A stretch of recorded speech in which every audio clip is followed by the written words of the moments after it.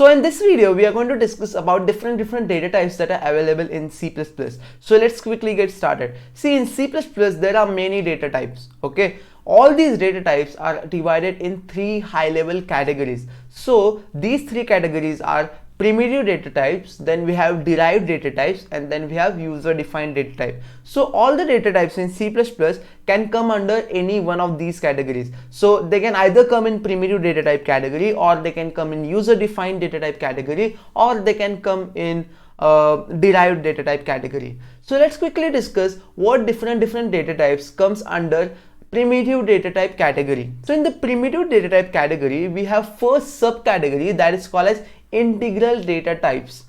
See, this integral data type is not actually a data type, it's a subcategory of primitive data type. In this integral data type subcategory, we have two data types available. So the first data type in integral category is called as integer data type.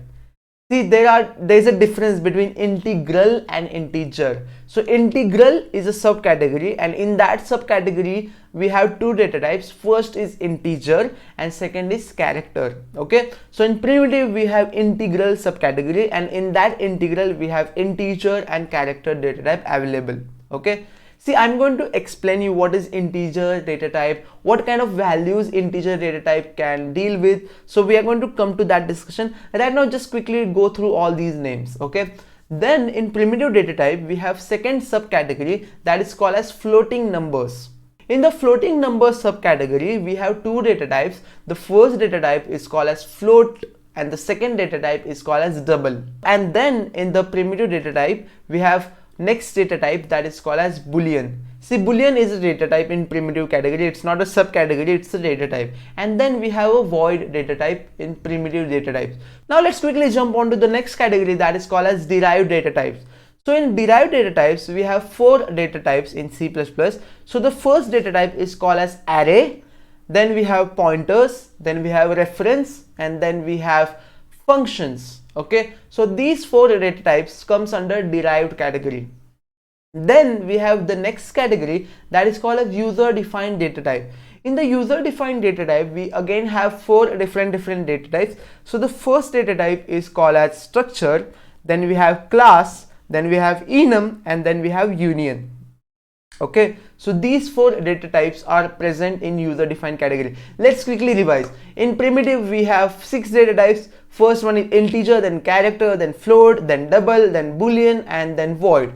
In derived category we have four data types. First one is array, then we have pointers, then we have reference, and then we have function. In user defined category again we have four data types. First one is structure, then we have class, then we have enum, and then we have union. See, in this module we are not going to discuss about derived and user defined data type because they're pretty advanced. Okay, they actually require a lot of time to to elaborate them. It requires a lot of time. That's why each and every data type in derived and user defined category has a separate module in this course. Okay, we have dedicatedly created different modules for each and every data type in derived and user defined category. So in this module we are just going to focus on this category of data type that is called as primitive data types. So whatever discussion that we'll do in this module, it will be focused on primitive data types. So let's discuss about integer data type. Let's see what kind of values this integer data type can deal. So this integer data type can deal with non-fractional values. So values like 1, then 0, -5, let's say 333. So such kind of values where there is no fractional values, such kind of values can be handled by integer data type. Okay, then we have character data type. Let's see what kind of values character data types can handle. So in character data type, or character data type can handle values like small a, small b, let's say @, let's say hash.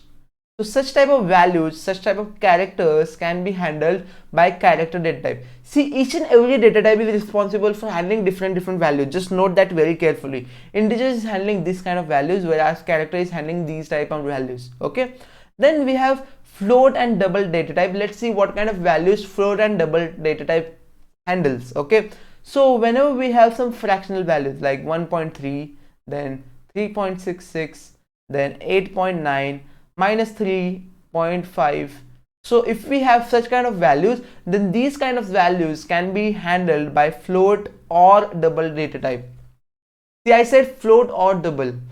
See, in this video, we will not go into the discussion of what is difference between float and double data type. Right now, just remember, whenever we have a fractional value, either a float or double data type can handle them. Okay. Then we have a Boolean data type. See, Boolean data type, if you have done some electronic course, then you might be aware about this Boolean term. Okay. So Boolean indicates truthy or falsy value, either true or false. Okay. So usually this is widely used in electronic subject or electronic circuits, right? So in C++ we have Boolean data type. Now this Boolean data type is responsible for representing or dealing with two values. The first value is 0 and second value is 1. See, in C++, 0 is used for indicating false value, okay, and 1 is used for indicating true value. See, 0 is used for indicating false and 1, see, actually not just 1, any non-zero value in C++ is used to indicate true value, okay. But right now just keep these two values in our mind right now, just for the simplicity, 0 and 1. 0 is used for indicating false and 1 is used for indicating true, okay. And finally, in primitive category, we have next data type, that is called as void. See, void indicates absence of data, or it's used for showing that there is no data, okay. See, right now it feels a little bit odd because we are talking about data, and what is significance of saying no data or absence of data.